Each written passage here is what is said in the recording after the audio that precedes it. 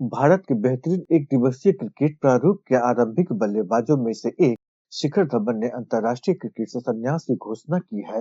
38 वर्षीय शिखर धवन ने स्पष्ट किया कि वो भारतीय क्रिकेट टीम से दूर जा रहे हैं, लेकिन उन्होंने क्रिकेट लीग में खेलना जारी रखने का संकेत दिया। सबसे प्रमुख रूप से आईपीएल में शिखर धवन, जिन्होंने आखिरी बार दिसंबर 2022 में बांग्लादेश के खिलाफ एक दिवसीय मैच में भारत के लिए खेला था, पिछले एक दशक में भारतीय बल्लेबाज के प्रमुख खिलाड़ियों में से एक के रूप में 34 टेस्ट, 167 एक दिवसीय और 68 टी20 अंतर्राष्ट्रीय मैच के अनुभवी शिखर धवन भारत के सबसे मजबूत एक दिवसीय आरंभिक बल्लेबाजों में से एक है।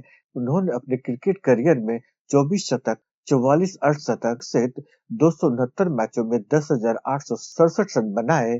धवन ने 34 टेस्ट मैचों में 7 शतक, 5 अर्धशतक के साथ कुल 2,315 रन बनाए।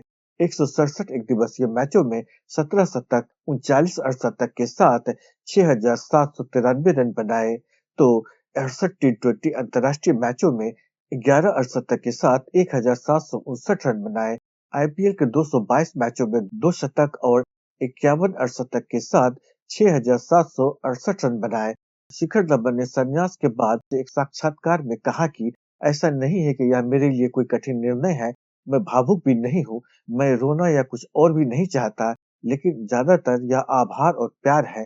मैंने अपने जीवन का अधिकांश समय क्रिकेट खेलने बिताया है और मुझे लगता है कि मैं उस मुकाम पर पहुंच गया हूँ, जहां मैं अब आराम करना चाहता हूँ, अंतर्राष्ट्रीय और घरेलू दोनों से। धवन ने आगे कहा, मेरा टेस्ट डेब्यू मेरी निजी पसंदीदा है। मैं टीम में आया और रिकॉर्ड बनाया। मैंने 187 रन बनाए।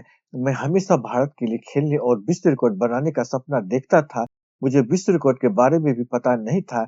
मैं टेस्ट टीम में अपनी जगह पक्की करके खुश था। शिखर धवन को वीरेंद्र सहवाग की खराब फॉर्म के कारण उसके जगह टीम में शामिल किया गया था और अपने अच्छे खेल के कारण वह नियमित आरंभिक बल्लेबाज बन गए। 2024 के अंडर 19 विश्व कप में शिखर धवन ने शानदार प्रदर्शन कर प्रसिद्धि हासिल की। इस टूर्नामेंट में उन्होंने 3 शतक के साथ 505 रन बनाए।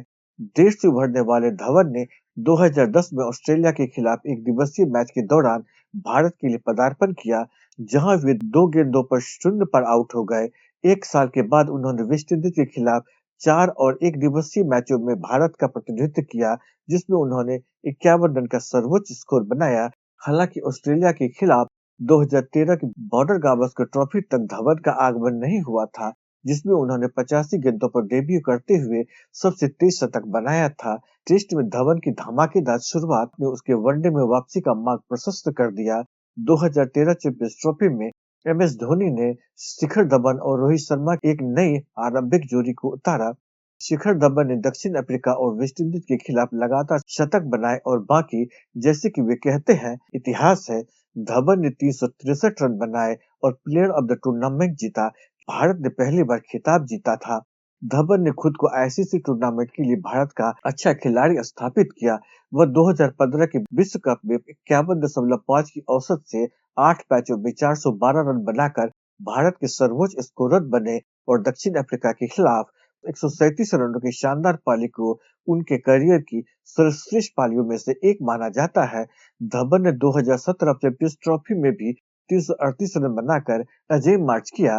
वास्तव में रोहित और धवन की 115 पारियों में 45.55 की औसत और 18 शतकों के साथ 5,138 रन बनाए सभी समय की चौथी सबसे बड़ी आरंभिक जोड़ी है। शिखर धवन ने 2019 के विश्व कप में भी यही फॉर्म जारी रखा, इससे पहले कि एक फ्रैक्चर के कारण उन्हें दुर्भाग्य से बाहर होना पड़ा। यह धवन का अंतिम आईसीसी टूर्नामेंट निकला, लेकिन वह चुपचाप बाहर नहीं गए। ऑस्ट्रेलिया के खिलाफ उनकी 117 रन की पारी युगों तक याद रखने वाली पारी थी, क्योंकि वह दर्द में खेले। यह भारत के लिए धवन का आखिरी शतक भी था। वह इंग्लैंड के खिलाफ 98 और वेस्टइंडीज के खिलाफ 97 रन बनाकर करीब पहुंचे, लेकिन कभी 3 अंकों का स्कोर नहीं बना सके। समय के साथ धवन का गिरता स्ट्राइक रेट चिंता का विषय बन गया, खासकर टी20 अंतर्राष्ट्रीय मैच में। उन्होंने अपना आखिरी टी20 मैच जुलाई 2021 में खेला था। हालांकि उनका स्कोर खराब नहीं था, जिसमें पिछली 7 पारियों में 52, 52, 46 और 40 रन शामिल थे, लेकिन प्रबंधन ने उनके आगे निकल जाने का फैसला किया। आईपीएल 2020 और 21 में धवन ने क्रमशः 608 और 587 रन बनाकर चार्ट में अपना जलवा बिखेरा, लेकिन यह उन्हें भारत के टी20 सेटअप में वापस जगह दिलाने के लिए पर्याप्त नहीं था। जैसे जैसे शुभमन गिल और ईशान किशन का वनडे में जलवा बढ़ता गया, धवन धीरे धीरे फीके पड़ते गए। 2022 में उन्होंने वेस्टइंडीज में भारत की कप्तानी की और घर में दक्षिण अफ्रीका और न्यूजीलैंड के खिलाफ सीरीज में खेले। हालांकि गिल के शानदार सीजन ने न केवल धवन को विश्व कप की योजनाओं से बाहर कर दिया, बल्कि वनडे में उनके सफर का भी अंत कर दिया। वह विराट कोहली के साथ 1000 वनडे रन पूरा करने वाले संयुक्त रूप से सबसे तेज भारतीय खिलाड़ी थे और 2000 और 3000 रन के आंकड़े को छूने वाले सबसे तेज भारतीय थे। मोहाली में धमाकेदार शुरुआत के बाद धवन का टेस्ट करियर वैसा नहीं रहा जैसा कि कई लोगों ने सोचा था। 40 मैचों में 2315 रन, लेकिन इसमें कुछ पल ऐसे भी आए जब भारत 2014 में न्यूजीलैंड के कठिन दौरे पर गया। धवन ने वेलिंगटन की तेज और स्विंग परिस्थिति में 98 रनों की पारी खेली। उन्हें श्रीलंकाई गेंदबाजी आक्रमण खास पसंद आया और उन्होंने अपने करियर के 7 शतकों में से 3 शतक उसके खिलाफ ही बनाए। गौल 2017 में 190 रनों की विशाल पारी भी शामिल है।